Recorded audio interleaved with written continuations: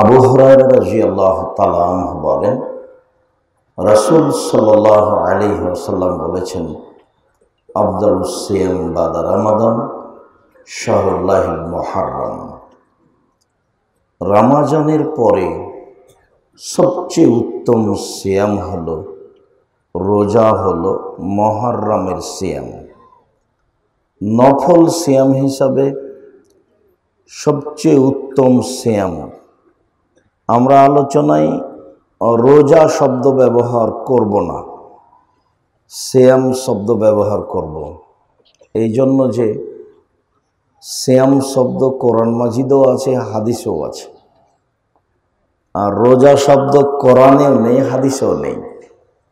তো আল্লাহ এবং আল্লাহর দেওয়া নামটাই ব্যবহার করি, সেটা হলো সিয়াম। আর রোজা মানে হলো উপবাস থাকা, আর সিয়াম মানে হলো বিরত থাকা। অর্থ দুটোর দুই রকম, একটা হলো না খেয়ে থাকা, আর একটা হলো বিরত থাকা। ফজরের আজান থেকে নিয়ে সূর্য ডুবা পর্যন্ত খাওয়া পান করা, যাবতীয় অপছন্দ কথা কর্ম, স্ত্রী মিলন, এগুলো থেকে বিরত থাকার নাম হলো সিয়াম। সিয়াম মানে বিরত থাকা। যারা অপছন্দ কথা ও কর্মের সাথে লিপ্ত থাকে, আবার সিয়ামও থাকে, তারা সিয়াম থাকে না, তারা রোজা থাকে, উপবাস থাকে, তাতে কোনো নেকি নেই। আল্লাহ রাসূল বলছেন, কামিন সাইমিন লাইসা লাহু সিয়াম। বহু মানুষ সিয়াম থাকে, আসলে তার সিয়াম হয় না। সিয়াম ইবাদতের জগতে সবচেয়ে ভিন্ন ধরনের ইবাদত। কোনো ইবাদতের সাথে সিয়ামের মিল নেই। সিয়াম একটা ইবাদত। ইবাদতের জগতে সবচেয়ে ভিন্ন ধরনের ইবাদত হলো সিয়াম, যার সমপর্যায়ের ইবাদত পৃথিবীতে নেই। উমামা বাহিলী রাদিয়াল্লাহু তাআলা আনহু বলেন, আমি একদা আল্লাহর নবীকে বললাম, মুরনি বিআমালিন, আল্লাহর নবী আমাকে একটা আমলের কথা বলেন তো, যেটা করলে আমি জান্নাতে চলে যাব।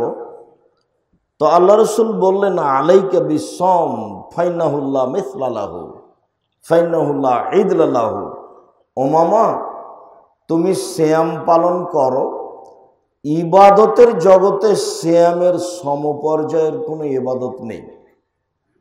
আমরা ধরে নিই যে এইটা সিয়াম, আর ধরে নিই যে এইটা হলো সলাত, নামাজ। যদি বলি যে সলাত সিয়ামের মতো, তো হবে না। কেন? এর মতো ইবাদত দুনিয়াতে নেই। আমরা যদি বলি যে হজ সিয়ামের সমপর্যায়ের, তো এটা কথা ঠিক হবে না। কেন?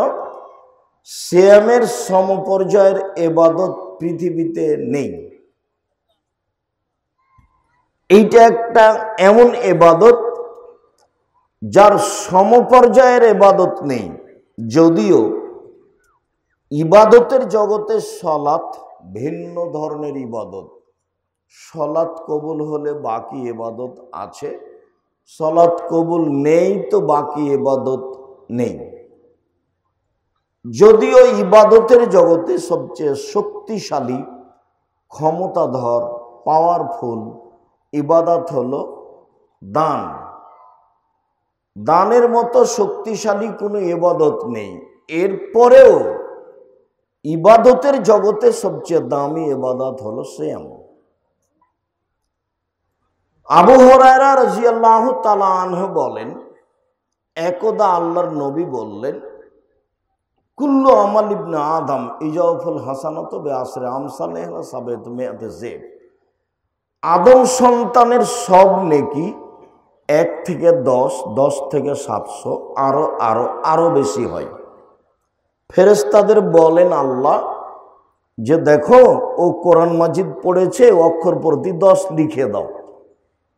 ফেরেশতাকে আল্লাহ বলেন, দেখো লোকটা জানাজায় গেছে, তো জানাজায় গেছে তার জন্য 1 কেরাত নেকি, 1 উহুদ পাহাড়ের সমান নেকি।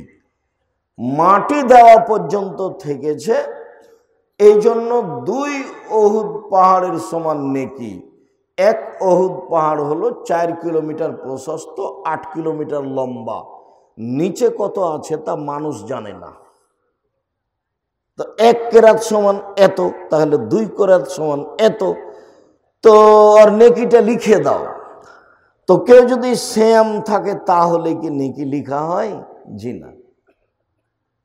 সেমের এরকম কোনো 2, 4, 5, 10, 500 কোনো নেকি নেই। সেমের বিনিময় হলো জান্নাত। তো আল্লাহ তাআলা বলছেন ইল্লা সোম, তবে সেম, ফাইন্নাহু লি, সেম আমার ব্যাপার, অনা আজিজি বিহি, প্রতিদান আমি দিব। আল্লাহ বলছেন সেম আমার ব্যাপার, প্রতিদান আমি দিব। সেম আমার ব্যাপার, প্রতিদান আমি দিব। কি দিবেন? তাহলে সেখানে তো 2, 4, 5, 10 নাকি লিখবেন না। লিখার বিষয় থাকলে বলতেন, এই শোনা ফেরেশতা, ওর জন্য 20 নাকি লিখো, ও ফকিরকে দান করেছে। তো এখানে লিখালিখি নেই, বললেন যে সেম আমার ব্যাপার, প্রতিদান আমি দিব। কি দিবেন? তো এক হাদিসে এসেছে একদিন সেম থাকলে জাহান্নাম 70 বছরের পথ তার থেকে দূরে সরে যাবে। আর এক হাদিসে এসেছে 100 বছরের পথ দূরে সরে যাবে।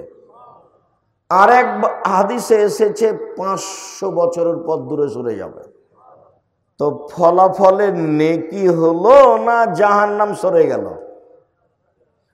তো জাহান্নাম সরে গেল। যেহেতু জাহান্নাম সরে গেল, তাহলে ফলাফলে নেকি হলো না, ফলাফলে জান্নাত হলো।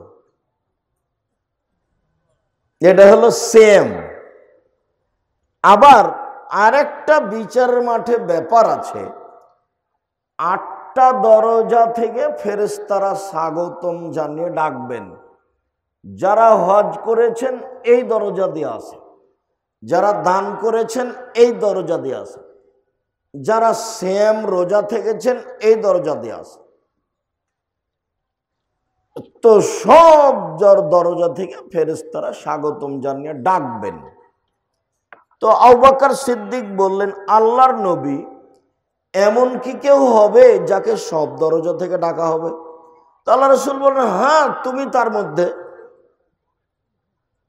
তার মধ্যে যাকে সব দরজা থেকে ডাকা হবে। এই সুযোগ দুনিয়াতেই সংবাদ পেয়েছেন আবু বকর সিদ্দিক রাদিয়াল্লাহু তাআলা। সম্মানিত দ্বীনি ভাই বোন, মূল কথায় ফিরে যাই। তো সিয়াম পালনকারীর শেষ ব্যক্তি যখন এই দরজা দিয়ে ঢোকে যাবে, তখন এই দরজাটা বন্ধ হয়ে যাবে, তখন বাকি দরজা খোলা আছে। তার মানে হজ পালনকারী ব্যক্তি দানের দরজা দিয়ে ঢুকতে পাবে, দানকারী ব্যক্তি হজ পালন করার দরজা দিয়ে ঢুকতে পাবে, কিন্তু সিয়াম ছাড়া এই দরজা দিয়ে ঢোকা যাবে না। এইটা ক্লোজ, বন্ধ হয়ে গেছে। এইটা শুধু সিয়ামের জন্য পার্সোনাল মর্যাদা, তার নাম সিয়াম, যেটা রমজান মাসে ছিলাম। নফলও আছে, কয়েকটা নফল সিয়ামের কথা বলি।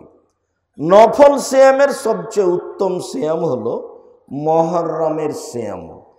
মুহররমের সিয়াম, হাফসা রাদিয়াল্লাহু তাআলা আনহা বলেন, আরবাউন লাম ইয়াকুন ইয়াদাহুন্না রাসূলুল্লাহ সাল্লাল্লাহু আলাইহি ওয়াসাল্লাম। 4টা ইবাদত আল্লাহর নবী কখনো ছাড়তেন না, নিয়মিত করতেন।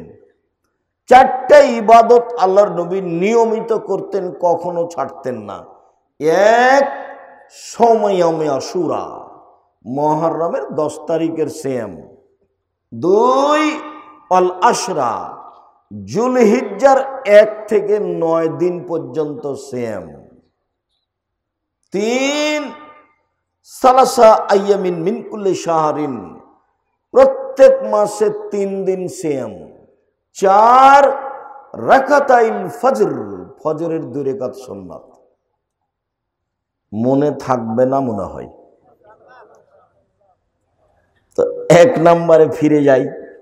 1 নম্বর কি? মুহররমের সিয়াম। 2 নম্বর যুলহিজ্জার 1 থেকে 9 পর্যন্ত সিয়াম। 3 নম্বর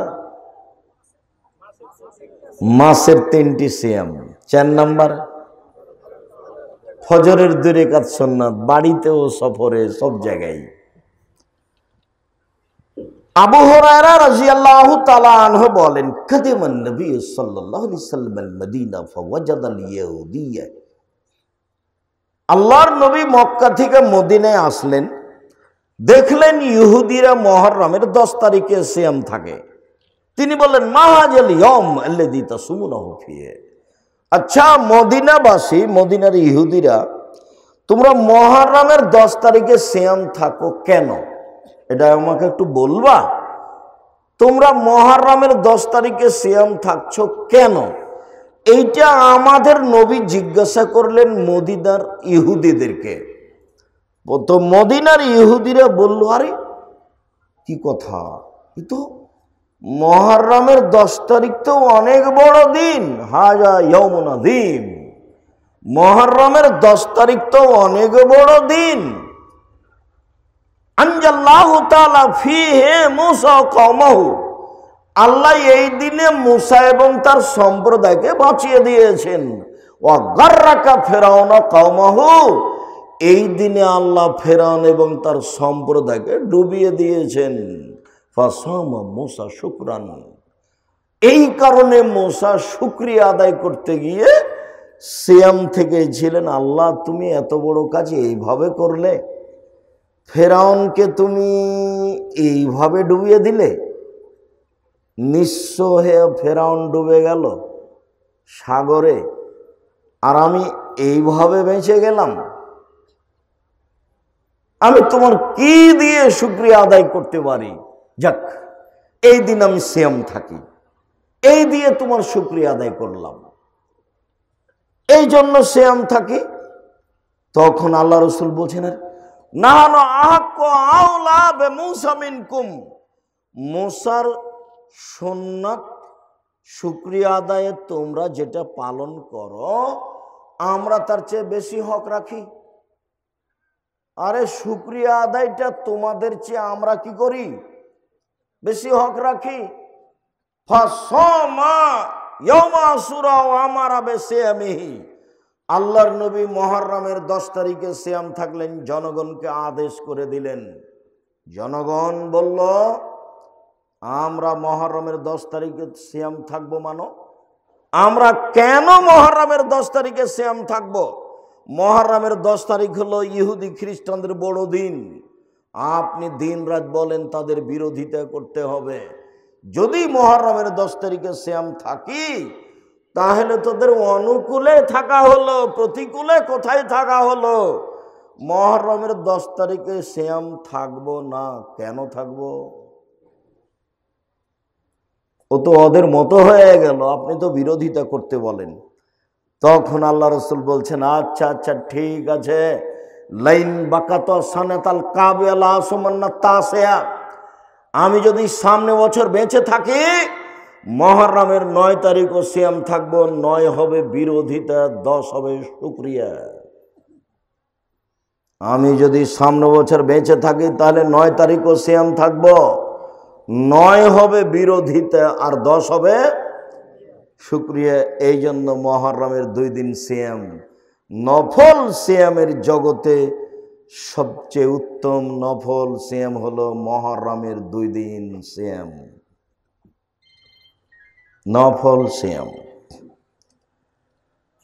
আবু হুরায়রা রাদিয়াল্লাহু তাআলা আনহু বলেন, আল্লাহর নবী বলেছেন, সিয়ামে আরাফা আহতাসিবু আলাল্লাহি আইয়ুকাফিরা সানাতাল্লাতি কাবলাহু সানাতাল্লাতি বাদাহু।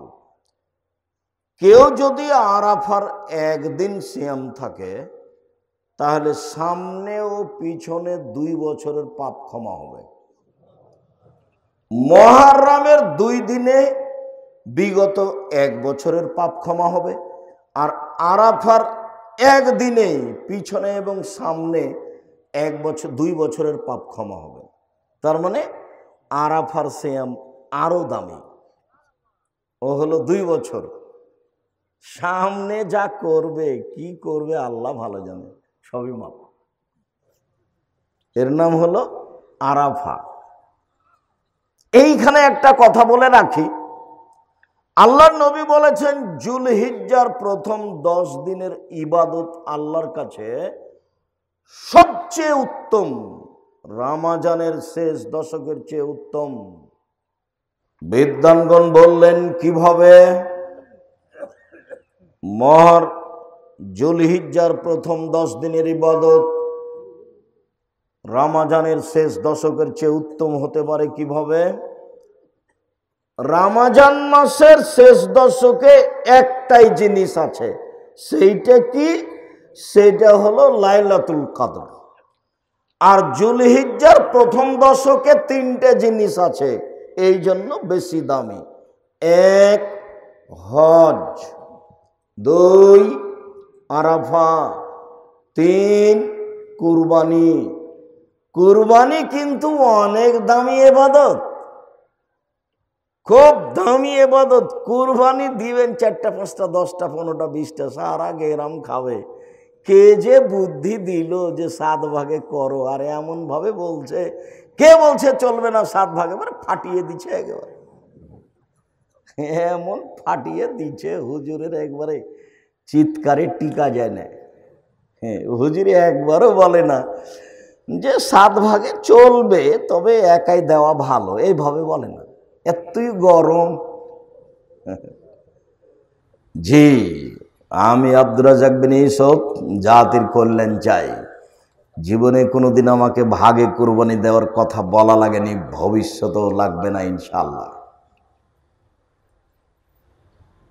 ধর্মের ব্যাপারে জাতিকে ফাঁকি দিতে আসেনি জাতির কাছে। জাতির যদি রাস্তাঘাট করে দিতে না পারি, জাতির যদি স্কুল কলেজ করে দিতে না পারি, জাতিকে চূড়ান্ত সঠিক ধর্ম দিতে পারবো ইনশাআল্লাহ। ধর্মের ব্যাপারে জাতিকে ফাঁকি দিয়ে পরকাল হারাতে রাজি নয়। কুরবানি একটা পরিবারে একটাই দেন, গরু দেন, না পারলে খাসি দেন, না পারলে ছাগি দেন, চাঁপাই নওয়াজের ভাষাতে দাঁড় দেন, দাঁড় ছাগল। যদি না পারেন তো ভেড়া ভেড়ি দেন কম টাকায়, আর পারলে 8-10টা গরু দেন, নেকি। বিশাল নেকির ব্যাপার। জুলহিজ্জার প্রথম দশকে 1 হজ, 2 আরাফা, 3 কুরবানি। বলছিলাম আল্লাহর নবী বললেন যে কেউ যদি রমজানের সিয়াম থাকে আর প্রতি মাসে 3টে থাকে, তাহলে সারা বছর সিয়াম পালনের নেকি পাবে। কি পাবে? সারা বছর সিয়াম পালনের নেকির পদ্ধতি 2টা। এই ছেলে, কারো গায়ে হাত দিয়ে বসে থাকবে না, একদিকে খেয়াল করে থাকো।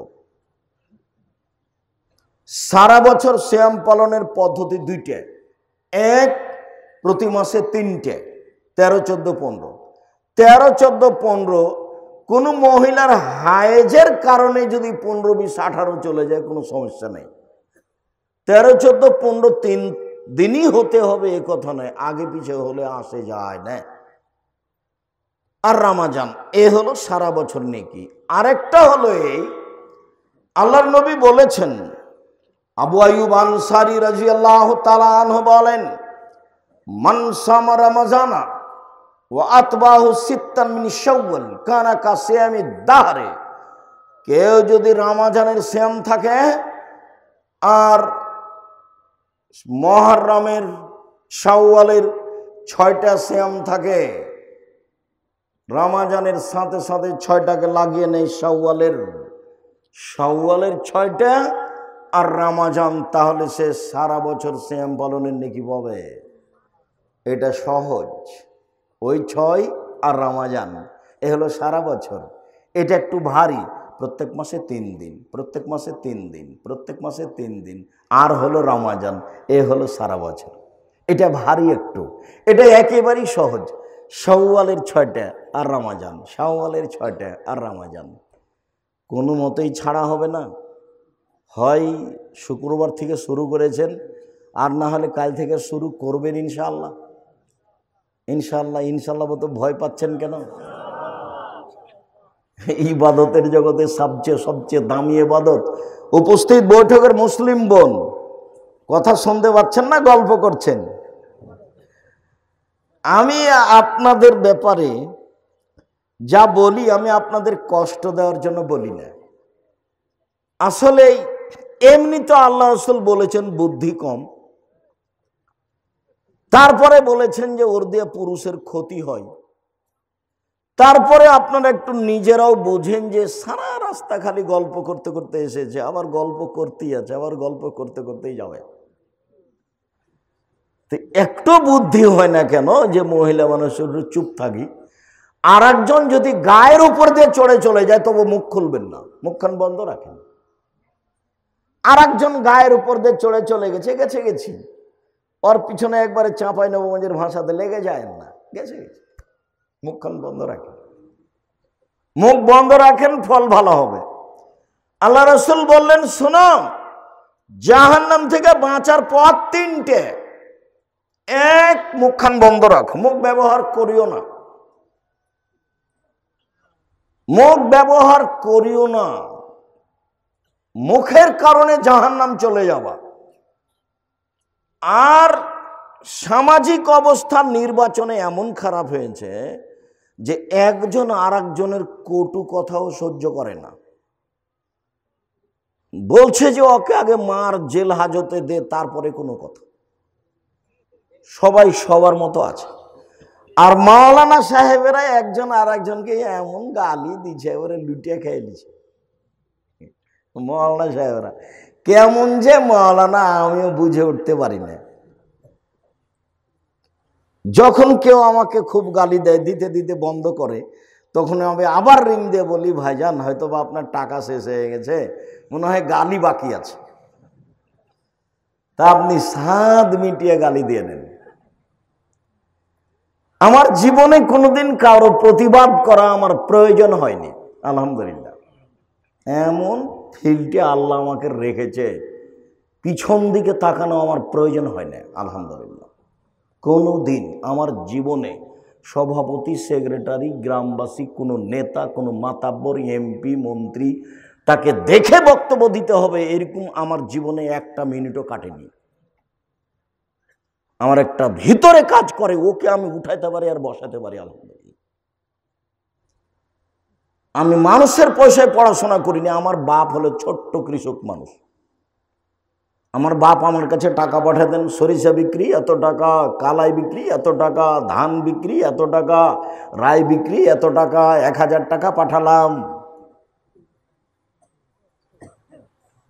তো 7-8 দিন যাবত আমার ঘুম হতো না। আমার এইটা নিয়ে চিন্তা হতো, আমার আব্বা 1000 টাকা পাঠাতে অনেক কষ্ট পেয়েছে। ছাত্র জীবন শেষ হওয়ার পরে শিক্ষক জীবনে কোনোদিন আমাকে মানুষকে পয়সার কথা বলা লাগেনি, বেতন আমার বেশি করে দেন এই কথা বলা লাগেনি। আমিও মানুষের অধীনে শিক্ষক থেকেছি অনেক দিন, 18 আর 8 কত হচ্ছে 26 বছর। 26 বছরে আমি কাউকে কোনোদিন বলিনি আমার বেতন বাড়িয়ে দিতে হবে, আমার বেতন লাগবে, বেতন আমার লাগবে, এই কথাটা আমার বলার পরিবেশ আসেনি। আল্লাহ আমাকে এমন ভালো রেখেছেন, আলহামদুলিল্লাহ। আরে এখন তো দায়িত্ব পালন করি। জামিয়া সালাফে প্রতি মাসে বেতন লাগে 32 লক্ষ, রামাজান মাসে লাগে 48 লক্ষ, আর কুরবানির মাসে লাগে 48 লক্ষ। বলছিলাম, আপনি একজন মহিলা মানুষ, মুখখান বন্ধ রাখেন। আপনার সাথে জরুরি একটা কথা আছে, সেইটা আমি বলে নিয়ে একটু আগাই।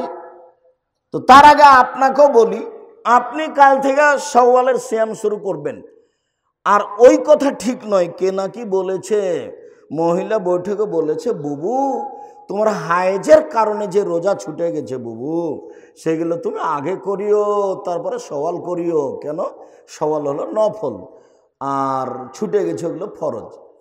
তো ছুটে গেছে এগুলো ফরজ, তো ওইটা তো আল্লাহ আল্লাহ রাসূল অনুমতি দিয়েছেন, জীবনে কোনোদিন করলেও হবে। 11 মাস পর নেন, 20 মাস পর নেন, 2 বছর পর যদি না করতে পারে আল্লাহ মাফ করে দিবেন। তো সওয়ালে ওই সেটা ঢুকলো কেন? সওয়ালেরটা আগে করতে হবে, তারপর হাইজের কারণে যেটা ছুটে গেছে সেটা পরে করবে। এটা 6টা আগে হয়ে যাক তারপরে।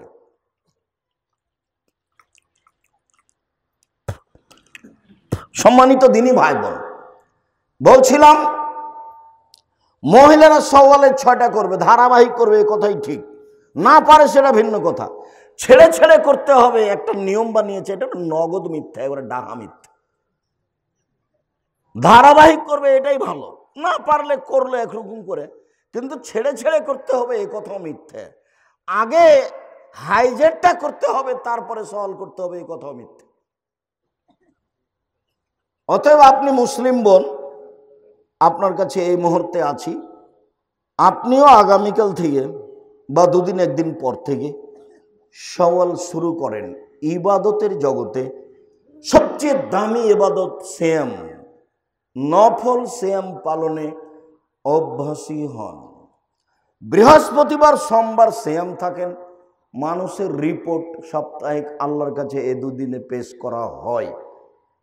শাবান মাসে বেশি বেশি সিয়াম থাকেন, বাৎসরিক রিপোর্ট শাবান মাসে পেশ করা হয়। বাৎসরিক পাপ নেকি কোন দিন পেশ করা হয়? কখন? শাবান মাসে। আর সাপ্তাহিক পাপ নেকি কোন কোন দিনে পেশ করা হয়? বৃহস্পতিবার ও সোমবার। আল্লাহ নবী বলছেন, তুরাজুল আমাল ইয়ামাল ইসনাল খামিস ওয়া না উহিব্বু ইরফা আমালি ওয়া না সায়েম। বৃহস্পতিবার সোমবার মানুষের পাপ নাকি আল্লাহর কাছে পেশ করা হয়। আমার মন চায়, দেখো তুমি আমার রিপোর্টটা দেখো, এই যে দেখো আমি বৃহস্পতিবার সোমবার সিয়াম আছি, আমার রিপোর্টটা তুমি সিয়াম অবস্থায় দেখো। আমি তোমাকে আমার রিপোর্ট কি অবস্থায় দেখাতে চাচ্ছি? সিয়াম অবস্থায়। শাবানের সিয়াম থাকবে 1 থেকে 15 পর্যন্ত, তোমাকে আমি রিপোর্ট দেখাবো সিয়াম অবস্থায় বাৎসরিক। এটা আমার মন চাই। অতএব সম্মানিত দিনী ভাই বোন, মুহররমের 2 দিন সিয়াম থাকুন, আরাফার 1 দিন সিয়াম থাকুন, প্রতি মাসে 3 দিন সিয়াম থাকুন, শাওয়ালের 6টা সিয়াম থাকুন, বৃহস্পতিবার সোমবার সিয়াম থাকুন, আর শাবান মাসে একটানা 15 দিন সিয়াম থাকুন, আর জুলহিজ্জার 1 থেকে নিয়ে 9 পর্যন্ত, 1 থেকে নিয়ে 9 পর্যন্ত একটানা সিয়াম থাকুন।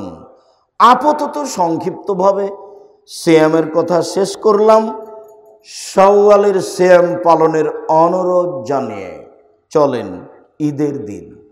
ঈদের দিন সকালে কি করতে হবে? আব্দুল্লাহ ইবনে উমর বলেন, ঈদের দিনের প্রথম কাজ, আব্দুল্লাহ ইবনে উমর বলেন, ফারাজা রাসূলুল্লাহ সাল্লাল্লাহু আলাইহি সাল্লাম যাকাতাল ফিতরে সান মিন তামারিন ও সান মিন সাইরিন। আল্লাহর নবী ফিতরার যাকাত ফরজ করেছেন 1 সা খেজুর, 1 সা গম, আলাল আবদুল হুররে, স্বাধীন পুরুষ নারীর উপর, ফকির মিসকিন সবার উপর, ভিক্ষুক ভিক্ষিকা সবার উপরে, আর স্বাধীন পুরুষ নারীর উপর, দাস দাসীর উপর, ছোট বড় সবার উপরে। ঈদের মাঠে যাওয়ার পূর্বে যার জন্ম হয়েছে তারও ফিতরা দিতে হবে।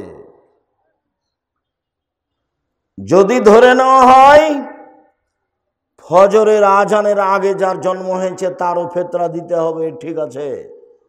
যদি ধরে নেওয়া হয় যে সূর্য ডুবা পর্যন্ত, রমজান শেষ হওয়ার সূর্য ডুবা পর্যন্ত সন্তান জন্ম নিয়েছে তার ফিতরা দিতে হবে, তো ঠিক আছে।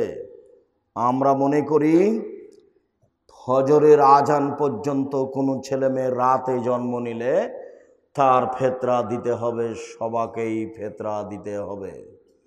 ছোট বড় শিশু পুরুষ নারী, দাস দাসী, কাজের মেয়ে, ফকির মিসকিন সবাকেই ফেতরা দিতে হবে, দিতেই হবে। চাঁপাই নবগঞ্জের ভাষা তো ওকে দিতে হবে, ওর বাপকে দিতে হবে, ফেতরা দিতেই হবে। ফকির হলে ফিরিয়ে দেওয়ার সময় তার চেয়ে বেশি দিয়ে দেওয়া হোক। ও আমার বেহান তুয়াদ্দা কাবলাল খরুজ এলা সালা কাবলা খরুজুন নাস এলাল মুসাল্লা। ফেতরা বের করতে হবে ঈদের মাঠে যাওয়ার পূর্বে। এই যে বুখারী মুসলিমের হাদিস। ফেতরা বের করতে হবে কখন? ঈদের মাঠে যাওয়ার পূর্বে। আগে যে নিয়ম ছিল সেটাই ঠিক ছিল। আবু সাঈদ খুদরি রাদিয়াল্লাহু তাআলা আনহু বলেন, কুন্না নুখরিজু যাকাতাল ফিতরে, আমরা যাকাতুল ফিতর ফিতরা বের করতাম। সান মিন তামিন, একসা খাদ্য, সান মিন সাইরিন, একসা জব, সান মিন তামারিন, একসা খেজুর, সান মিন তাকেতিন, একসা পনির, সান মিন জাবিবিন, একসা কিশমিশ। প্রথম শব্দ আছে খাদ্য, তার মানে পৃথিবীতে যারা যেখানে যা খায় সেটারই ফেতরা দিবে, খাদ্য শস্য। কেউ যদি মনে করে আটা দিব তো দেখ, তবে ধান দেওয়া ভালো নয়। ধান সরাসরি খাদ্য নয়। আগে কিছু আমাদের গ্রামেও ধান ফেতরা দিত, চাউল গম দেওয়াই তুলনামূলক ভালো। সম্মানিত দিনী ভাই বোন, আবু সাঈদ খুদরি বলেন, কাদেবা মুআবিয়া হাজ্জানা মুতামেরান ফাকাল্লামান নাস আলাল মিম্বারে, আমরা একসা করে ফেতরা দিয়ে আসছিলাম। হঠাৎ করে মুআবিয়া রাদিয়াল্লাহু তাআলা আনহু সিরিয়া থেকে আসলেন। তিনি মিম্বারে উঠে জনগণের সামনে বক্তব্য দিলেন। ফাকাল্লামা ফিমা কালামান মান নাস, সেদিন তিনি মানুষের সামনে যা বলেছিলেন, মানুষের সামনে সেদিন বক্তব্যে তিনি বলেছেন, ইন্নী আরা, আমি মুআবিয়া মনে করি, আন্না শাইন মিন সামারাই শাম তাদেলো শান মিন তামারিন, সিরিয়ার অর্ধশা গম মদিনার একশা খেজুরের সমান। জাতির উদ্দেশ্যে মুআবিয়া ভাষণ দিলেন। মুআবিয়া রাদিয়াল্লাহু তাআলা আনহু জাতির সামনে বললেন, জনগণ, আমি মনে করি সিরিয়ার অর্ধশা গম মদিনার একশা খেজুরের সমান। সিরিয়ার অর্ধশা গম মদিনার একশা খেজুরের সমান। এই কথা জনগণ গ্রহণ করল। জনগণ অর্ধশা ফেতরা দিতে লাগলো। এই অর্ধশা গ্রহণ করলো ইরাকের মানুষ। ইরাকের মানুষ একশা সমান ধরল 3.5 কেজি। আজও ইরাক থেকে একটা পরিমাপ পাত্র কিনে নিয়ে এসে চাউল মাপলে, গম মাপলে 3.5 কেজি, 3.25 কেজি ধরবে, এরকমই ঠিক। মদিনা থেকে একটা সা কিনে নিয়ে আসলে তাতে 2.5 কেজি ধরবে, বা 2 কেজি 400 গ্রাম ধরবে, বা একটু বেশিও ধরতে পারে, এ কথাই ঠিক। মদিনার সা অনুযায়ী 2.5 কেজি বা 2 কেজি 400 গ্রাম বা তার চেয়ে কিছু বেশি হতে পারে। আর সিরিয়ার সা অনুযায়ী 3.5 কেজি হতে পারে। তারা মূল্য হিসাবে অর্ধেক সা নিল, আর বাকি মানুষেরা তা গ্রহণ করলো না। আবু সাঈদ খুদরি বললেন, আম্মানা, আমি আবু সাঈদ খুদরি বলছি, কুন্না নুখরিজু ফালা নাজাল কুল্লা ফালাম নাজাল নুখরিজু সান মিন তামারিন আলা আহাদে রাসূলিল্লাহ সাল্লাল্লাহু আলাইহি সাল্লাম উখরিজুহু মাইস্ত, রাসূলের যুগে একসা শস্য ফেতরা বের করতাম। যতদিন বেঁচে থাকবো একসাই ফেতরা বের করব, কম করব না। কারা রাজুলুন মিনাল কম, জনগণের একজন বলল, আবু সাঈদ খুদরি, আওয়া কামহানে মুদ্দানে মিন কামহিন, অর্ধশা গম দিলে হবে না? তখন আবু সাঈদ খুদরি বললেন, অর্ধশা গম দিলে কেন হবে? তিলকা কিমাত মুআবিয়া, এটা হলো মুআবিয়ার মূল্য হিসাব। এইটা হলো মুআবিয়ার মূল্য হিসাব।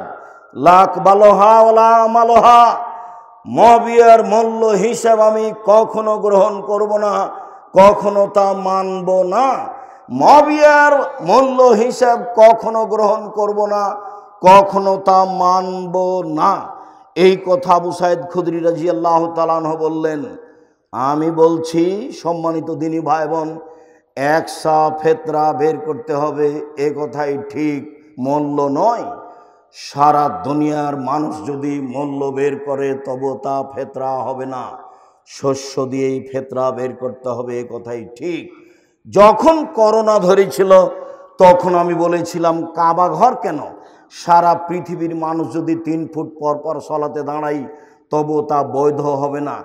আর যদি কোনোদিন কিয়ামত পর্যন্ত কাবা ঘরে পায়ে পা মিলিয়ে না দাঁড়ায় তবুও তা বৈধ নয়। সেদিন বক্তব্যে বলেছিলাম 3 ফুট পর পর দাঁড়ানো বৈধ করতে হলে মুহাম্মদ সাল্লাল্লাহু আলাইহি সাল্লামকে আবার পৃথিবীতে আসতে হবে। যেহেতু মুহাম্মদ সাল্লাল্লাহু আলাইহি সাল্লাম আর কোনোদিন পৃথিবীতে আসবেন না, কাজে 3 ফুট পর পর দাঁড়ানো বৈধ হবে না। মাস্ক পরে করোনা আমি ঠেকাতে চাইনি, আমি বিশ্বাস করি ভাগ্যকে। আল্লাহর নবী বলছেন মানুষ সৃষ্টির 50,000 বছর পূর্বে কাতাবা হায়াতাহা ও মাউতাহা ও রিজকাহা ও মাসায়েবাহা, তার পৃথিবী সৃষ্টির 50,000 পূর্বে মানুষের জীবন, মানুষের মরণ, মানুষের রুজি, মানুষের রোগ ব্যাধি, করোনা সেদিন লেখা হয়ে গেছে। সেই দিন যদি করোনা লেখা থাকে, আজ যদি পাথরের ভিতরে ঢুকে থাকে তবু তাকে করোনা ধরবেই ধরবে। সেই দিন যদি করোনা না লেখা হয়ে থাকে, আজ যদি করোনা যার হয়েছে তার গায়ের উপরে শরীর লাগিয়ে বসে থাকে তবুও করোনা ধরবে না। আমি আব্দুর রাজ্জাক এটাকে বিশ্বাস করি, এভাবেই আছি, এভাবেই থাকব। অল্প দিন বাঁচতে এসে তাকদীর পরিবর্তন করতে আমি রাজি নই। সম্মানিত দিনী ভাই বোন, বিষয়টি তখন শক্তভাবে বলেছিলাম। যারা হুঙ্কার দিয়ে বলেছিল তারা চুপসি লেগে গেছে, মুখ খোলে না। করোনা আমাকে হতে পারে না। আমি সেদিন বলেছিলাম যার করোনা হয়েছে তার প্লেটে একসাথে আমি খেতে রাজি। করোনায় কেউ মারা গেলে আমি তাকে গোসল জানাজা দিব। এতে যদি আমাকে করোনা ধরে আমি বলবো না ওর কারণে ধরেছে, আমি বলবো পৃথিবী সৃষ্টির 50,000 বছর পূর্বে আমার নামে করোনা লেখা হয়েছিল, সেই জন্য আজকে ধরেছে, এর কারণে ধরেনি। বহু ছেলে মেয়ে বাপের কাছে যায় না, স্ত্রী বা স্বামীর কাছে যায় না। আবার কেউ কেউ স্বামীর গায়ের সাথে আছে করোনার বিছানে, তাকে ধরে না। করোনার লোকটা খাওয়া দাওয়ার পরে যেটুকু বেঁচেছে ওইটুকু নিচে ফেলে দিয়েছে, ওইটুকু ফকিরে খাচ্ছে, ওকে করোনা ধরে না। আর আমি যখন করোনা রোগীকে দেখতে গেলাম তখন ওই লোকের ছেলে মেয়েরা বলছে ওস্তাজি হুজুর আপনি আসেন না, হুজুর আপনি আসেন না, হুজুর আপনি আসেন না, হুজুর আপনি আসেন না, এইভাবে চিল্লাচিল্লি শুরু করে তার ছেলে মেয়ে। বলছে বলো কি তুমি? আমার অন্তরে ধাক্কা খায় না। তোমার বাপের গায়ে হাত দিয়ে আমি ঘন্টা যাবৎ বসে থাকবো, আমার অন্তরে ধাক্কা খেলে আমার ঈমান দুর্বল, এ কথাই ঠিক। আমার অন্তরে ধাক্কা খাবে না, এ কথাই ঠিক। আমি বলবো না তোমার বাপের কারণে আমার করোনা হয়েছে, আমার করোনা আগেই লেখা ছিল, সেই জন্য হয়েছে। সম্মানিত দিনী ভাই বোন, এক সাই চূড়ান্ত।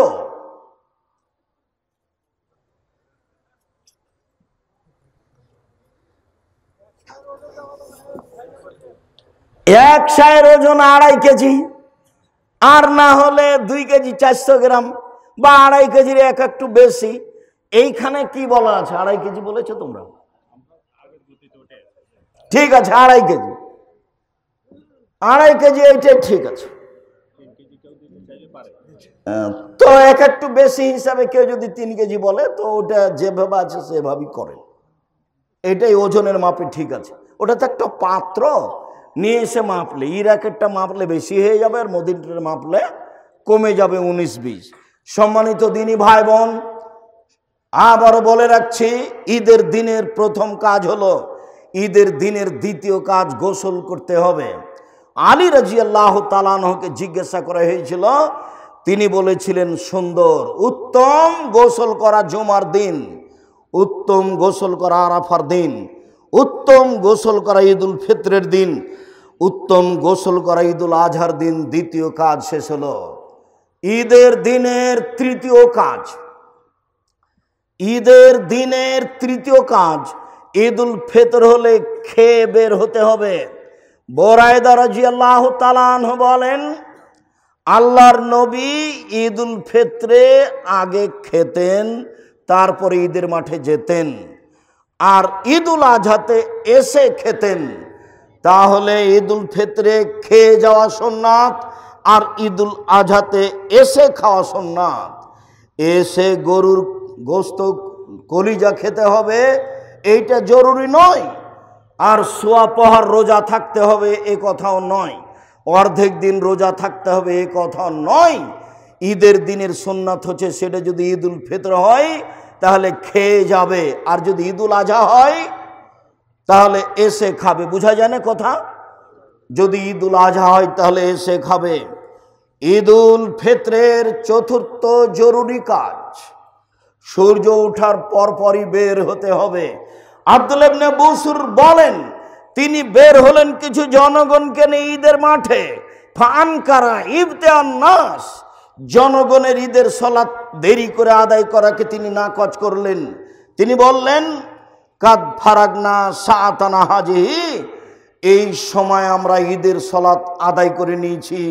তখন ছিল চাস্তের সালাতের সময় 7:30 8টা।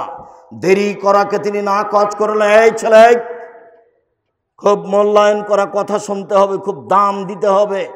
কে বলল ঢাকা ঈদগাহ মাঠে একবার সালাত হবে 9টার সময়, একবার সালাত হবে 10টার সময়, একবার সালাত হবে 11টার সময়? ধর্ম পাগল হয়ে গেছে। धर्म राजशाही चांपा नमोजर हवाई लड्डू दोनों हाथ में लड्डू है, जो चाहे उसको खा ले, जो चाहे उसको छोड़ दे। सूर्य उठार पर ही ईदेर सलात आदाय करते होबे, ए कथाई ठीक। ईदेर सलात एवं इस्तिस्कार सलातेर समय एकई, सूर्य उठार पर। खूब देरी करले ना हय 6:30 ना हय 7टा, एर चेये देरी करा जेते पारे ना सम्मानित दिनी भाई बोन। जार कारणे सेसब लोकेरा, आरबेर लोकेरा फजरेर सलाते जखन बेर हय तखन 3-4टा खेजुर पकेटे नेय। फजरेर सलात आदाय करार परे 4-5टा खेजुर मुखे दिए ईदेर माठे चले जाय, बा मसजिदे हले सेखाने सलात आदाय करे चले आसे। सम्मानित दिनी भाई बोन, एक ईदगाह माठे एकाधिक बार सलात होबे ना, तार प्रमाण एइटा।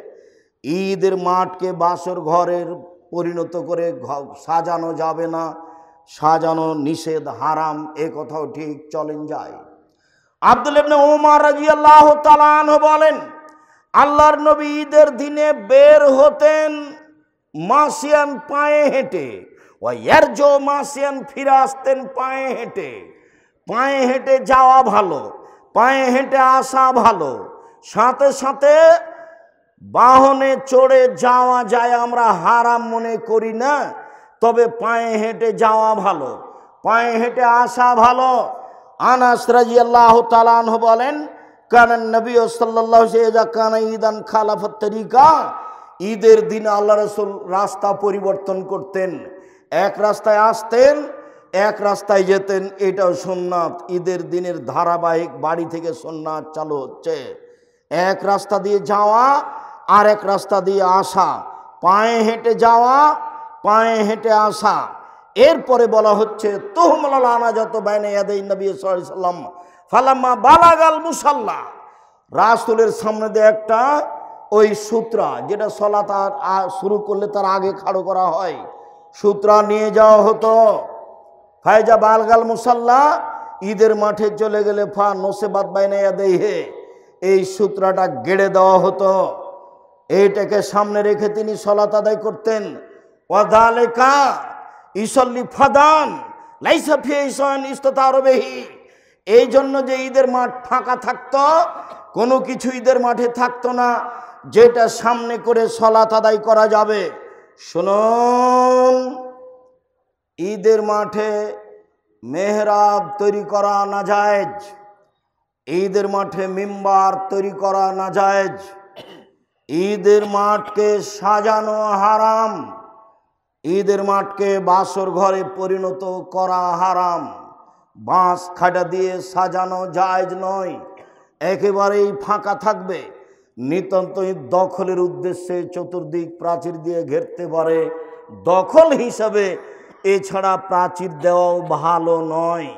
আল্লাহর নবী মসজিদে নববীর উপর দিয়ে হেঁটে এসে তিনি মাঠে ঈদের সালাত আদায় করতেন। আপনারা খুব ভালোভাবে জানেন, মসজিদ নববীতে 2 রাকাত সালাত আদায় করলে অন্য মসজিদে 2 রাকাত সালাত আদায় করলে তার চেয়ে 1000 গুণ বেশি নেকি হবে।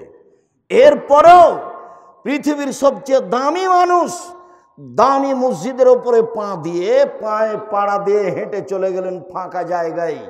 তার মানে ঈদের সালাত ফাঁকা জায়গায় আদায় করতে হবে। এরপরে বাড়ি থেকে বের হওয়ার সময়তে তাকবীর শুরু করতে হবে। ইবনু শিহাব জোহরি বলেন, কানান নাস ইকাব্বিরুনা ফিল ঈদে হিনামা ইখরিজুনা মিন মানাজিলিহিম। জনগণ তাকবীর শুরু করত যখন বাড়ি থেকে বের হতো, তখন তবে ঈদুল ফিতরে। বাড়ি থেকে বের হওয়ার সময় বলতো আল্লাহু আকবার, আল্লাহু আকবার, লা ইলাহা ইল্লাল্লাহ, আল্লাহু আকবার, আল্লাহু আকবার, ওয়ালিল্লাহিল হামদ। আল্লাহু আকবার কাবীরা, আলহামদুলিল্লাহ কাসীরা, সুবহানাল্লাহি বুকরাতাও ওয়া আসীলা। এই দোয়া আমি কোনোদিন প্রমাণ করতে পারিনি। অতএব এমনি আল্লাহু আকবার বলতে পারেন, সুবহানাল্লাহ বলতে পারেন, লা ইলাহা ইল্লাল্লাহ বলতে পারেন, আর এটাই খাস তাকবীর। আল্লাহু আকবার, আল্লাহু আকবার, লা ইলাহা ইল্লাল্লাহ, আল্লাহু আকবার, আল্লাহু আকবার, ওয়ালিল্লাহিল হামদ। ইমাম সাহেব যখন বের হবে তখন তাকবীর বন্ধ হয়ে যাবে। নিতান্তই সেই দিন বলতে পারেন। তবে ঈদুল ফিতর যদি হয়, আব্দুল্লাহ ইবনে উমর ও আবু হুরায়রা রাদিয়াল্লাহু তাআলা আখরাজানা ইলা সুক। ঈদুল আজহাতে আব্দুল্লাহ ইবনে উমর এবং আবু হুরায়রা রাদিয়াল্লাহু তাআলা বাজারের দিকে বের হতেন আর তাকবীর পাঠ করতেন প্রথম জুলহিজ্জা থেকে নিয়ে 13 তারিখ পর্যন্ত। জুলহিজ্জা মাসে 1 থেকে নিয়ে 13 দিন পর্যন্ত একটানা তাকবীর চলবে। আল্লাহু আকবার, আল্লাহু আকবার, লা ইলাহা ইল্লাল্লাহ, আল্লাহু আকবার, আল্লাহু আকবার, ওয়ালিল্লাহিল হামদ। ওইদিকে পুরুষ নারী হজ করতে গেছে, ইহরাম বাঁধার পরে শুরু করেছে লাব্বাইক আল্লাহুম্মা লাব্বাইক, লাব্বাইক লা শারীকা লাক, লাব্বাইক ইন্নাল হামদা ওয়া নি'মাতা লাক ওয়াল মুলক লা শারীকা লাক। তোমার দরবারে উপস্থিত, আমি তোমার দরবারে উপস্থিত, প্রশংসা তোমার, অনুগ্রহ তোমার, রাজত্ব তোমার, প্রশংসা তোমার, অনুগ্রহ তোমার, রাজত্ব তোমার, কোনো শরীক নাই তোমার। এইভাবে একবারে যে যেমন পারে চিৎকার করে বলবে। তাকবীরও জোরে বলবে, আল্লাহু আকবার, আল্লাহু আকবার, লা ইলাহা ইল্লাল্লাহ, আল্লাহু আকবার, আল্লাহু আকবার, ওয়ালিল্লাহিল হামদ। পুরুষেরা ঈদের মাঠে যাবে, মহিলারাও যাবে। ভালো মহিলা তো যাবে, যার হায়েজ হয়েছে তাকে ঈদের মাঠে যেতে হবে, যেতেই হবে। উম্মু আতিয়া রাদিয়াল্লাহু তাআলা আনহা বলেন, উমিরনা নুখরিজাল হুইয়াদা জাওয়াতিল খুদুরে। আমাদের ঋতুবতীকে ঈদের মাঠে যেতে বলা হলো। আমাদের যারা যুবতী মেয়ে তাদেরকে ঈদের মাঠে যেতে বলা হলো ইয়াসাদনা জামাতাল মুসলিমিন দাওয়াতাহুম। তারা গিয়ে মুসলমানদের সাথে তাকবীরে শরীক হবে। ঋতুবতী মহিলারাও বলবে আল্লাহু আকবার, আল্লাহু আকবার, লা ইলাহা ইল্লাল্লাহ, আল্লাহু আকবার, আল্লাহু আকবার, ওয়ালিল্লাহিল হামদ। ঋতুবতী মহিলারাও ইহরাম বাঁধার পরে বলবে লাব্বাইক আল্লাহুম্মা লাব্বাইক, লাব্বাইক লা শারীকা লাক, লাব্বাইক ইন্নাল হামদা ওয়া নি'মাতা লাক ওয়াল মুলক লা শারীকা লাক। যাদের হায়েজ হয়েছে তারা এই তাকবীর পাঠ করবে, তবে কাবা ঘর তওয়াফ করবে না এবং সালাত আদায় করবে না। হাজিরা যা করছে তাই করবে। আল্লাহর নবী আয়েশাকে বললেন, তুমি কাঁদছো কেন? আয়েশা বললেন, আর আপনারা হজ উমরা করে যাবেন, আমার তো উমরা হলো না, আমি শুধু হজ নিয়ে যাব, এই জন্য আমি কাঁদছি, আমার ঋতু হয়েছে। তখন আল্লাহ রাসূল বলছেন, চিন্তা করো কেন? হায়েজ তো আদমের মেয়েদের উপরে ফরজ করা হয়েছে, সবারই হবে, তোমারও হয়েছে, তুমি অত চিন্তা করো কেন? ইসলামুল হজ, হাজিরা যা করে সেটাই করো। হাজিরা কোরআন তেলাওয়াত করে, তুমি কোরআন তেলাওয়াত করো। হাজিরা লাব্বাইক বলে, তুমি লাব্বাইক বলো। হাজিরা সুবহানাল্লাহ আলহামদুলিল্লাহ বলে, তোমরা সব কিছুই বলো। সালাত আদায় করো না, তওয়াফ করো না। এই বিবরণ পেশ করে, বুখারী মুসলিমের বিবরণ পেশ করে বলা হয়েছে ঋতুবতী মহিলারাও কোরআন মাজিদ ধরে পড়বে। এ কথাই ঠিক। শতদিনের তদন্তে এ কথাই আছে। ওরা সালাত আদায় করতে পাবে না, ওরা তওয়াফ করতে পাবে না। ঋতুবতী মহিলা ঈদের মাঠে যাবে, যেতেই হবে। যখন জোরালো আদেশ দেওয়া হলো, তখন একজন মহিলা বলল, এহদানা লাইসা লাহা জিলবাব, আমাদের কারো তো চাদর নাই, কেমনে যাবে?